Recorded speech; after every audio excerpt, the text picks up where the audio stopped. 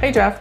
Hey, Meesha. Welcome to another episode of the North Atlanta Real Estate Podcast with your amazing host, Meesha. And Jeff Ahi. And the much anticipated meeting headed by Jerome Powell. It's the Federal Open Marketing Committee, which starts today and concludes tomorrow, is taking place. And a lot of our homeowners, home buyers, and home sellers are anticipating changes in the Fed rates. Tell us more about this. Yeah. I think what we've already seen, right, is that everybody's saying, well, they're going to lower interest rates and lower interest rates. Well, they probably are going to lower the discount rate. I think already priced into the markets are about a quarter point reduction in the discount rate, which is what the Fed controls. They don't control mortgage rates. It does filter down into the mortgage rates oftentimes. But the main point to say is the market's already expecting this. So this has already been filtered down into our mortgage rates, and we've seen them fall pretty dramatically. I think you have a great example. I mean, you had a client here recently just talk about the difference they had in their mortgage rates. Yeah, so I have a family who moved from Canada last year, and they've been looking for a house in January. And in January, we were very close to getting a house under contract, but we were outbid because the market was very different in January than it is now. So we finally got a house for them about 2 weeks ago, and the interest rate that they were getting was 6.875 back in January.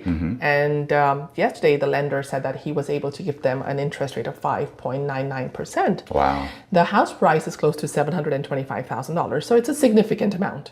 Yeah, so that's a nice savings that they're getting there. You know, they're getting about a $45 per 100,000 they're borrowing, so it's about $225,000 or $225 a month that they're just going to save because of lower interest rates. Yeah, and you calculated that meant that their purchasing power was up by about 25, so, 30. Yeah, about $30,000 in purchasing power. So they could have bought, either have the same payment and have a $30,000 or more expensive home, nicer home, or they just have a lower payment. And So the interest rate is already priced in anticipation of this meeting that's happening of a quarter point cut. So the big surprise would be if they cut it by half a point. If they cut it by half a point, that's only about 10 to 15% of economists are expecting that. So that would be a surprise, and then that would shift things pretty dramatically, or at least we will notice it then. Yeah. So what are the key economic indicators that the Fed will be closely monitoring in the coming months to guide its future policy decisions? Yeah, sure. So good question. They're meeting again in October, and then they're towards the end of October, and then they're going to meet again at about the 10th or somewhere in that ballpark of December. So they have two more meetings this year. And so what they're going to be looking at to make their determination, they have two mandates, and one is to keep employment full, so low unemployment. And then their other mandate is to keep inflation in check. And they have a guide. They shoot for 2%. Right now we're running above that, 2.7, 2.8%. And so what we're going to be looking for over the next coming months as they're going to be making their decision on is, does unemployment seem to increase? Is the job market weakening, which it has been lately, right? That's been in the news, and that's been one of the big drivers that has taken the market down. And then is inflation picking back up as it has ticked up here since April? They're looking at the personal consumer expenditure. It's a little less volatile index with a stripping out energy and home prices. And so you have this has ticked up from, I think it was 2.5% or so in April all the way up to 2.9% in July. And so it's been going up the wrong direction. And so these are kind of competing against each other, and these are the things they're going to be looking at. Yeah, so the federal interest rate is going to hopefully impact the sluggish job growth and probably boost our home growth as well. Yeah, I mean, that's what the hopes is. If they lower the borrowing rate for companies, will expand more and hire more, et cetera. That's the concept. But it takes a little while. 1 quarter point cut doesn't do it. If we remember right, the last time they did a cycle and lowered the rates by 3/4 of a point, the discount rate, our interest rates actually went the opposite direction. I don't think people are expecting that now. It has actually gone down here lately. So they're not always linked 100%, but typically they follow each other. Yeah, I mean, while a significant rate cut is unlikely to have an immediate major impact on the housing market, it could signify a shift towards more cuts in the future. And I think that's what the hope is. That is definitely what the hope is. So that I think, people are hoping that as we're in the beginning of our market in 2026 and in the spring market that will be under 6% somewhere. Yeah. Not dramatic. It's not going to be falling back to 3%. Yeah. Everybody would love that, but it's hopefully 5.5 to 6% range. Yeah, so tell us about this house that you had, your listing that you had on the market for a while. And I know, right? I had that one in Crabapple Townhome on the market for over 90 days, no offers. When was the last time either one of us had a listing that took 90 days to sell? It's like so embarrassing, but we hit the market. It got a little sluggish after the tariffs. That just definitely cooled the market. And so things finally have settled down. And now with this expectation of, and not just expectation, interest rates, mortgage rates have come down, like you said, about 0.5 point over the past 2 months. Just because of that, I think there's more people out looking now because this home that had no offers, we got 3 parties interested this weekend. We have now a primary cash contract we accepted, have a backup contract in place, and there's a third party that wanted to make an offer also. so you chose the cash offer. We did. Yeah, it's more solid. It's kind of a more confident path where we're going to get to closing. So Yeah.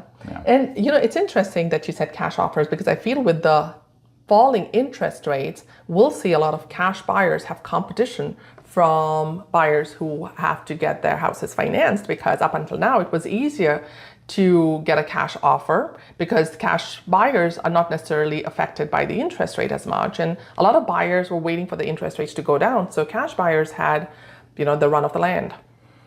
Yeah, and so I think we've looked in our market. It's over 1/3 of the transactions are actually purchased by just cash outright, and there will be. I think from all the prospecting we do and door knocking, and we know there's a lot of pent up demand. People who would love to purchase a home right now, either they're sort of feeling like their interest rate is so low if they're already in a home, or maybe they're in some of the apartments that we talk to the folks and they're just sort of waiting. It's been too expensive. Prices have been high on homes and interest rates have been high, but now it feels like a little relief is coming. So it will get some people off the sidelines, hopefully. Yeah, and we've heard of this term called home fatigue, and people who bought their houses in 2019, 2020, are kind of stuck in their houses because of the interest rate being so low and they have so much equity, and they've been waiting on the sidelines. They're tired of their houses because maybe the house needs a little work, maybe they have to move,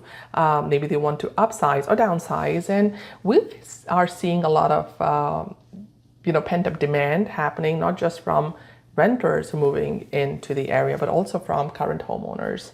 Yeah, I mean, you were telling me about a homeowner that you're aware of that I think just made a move out of the state. What was going on there?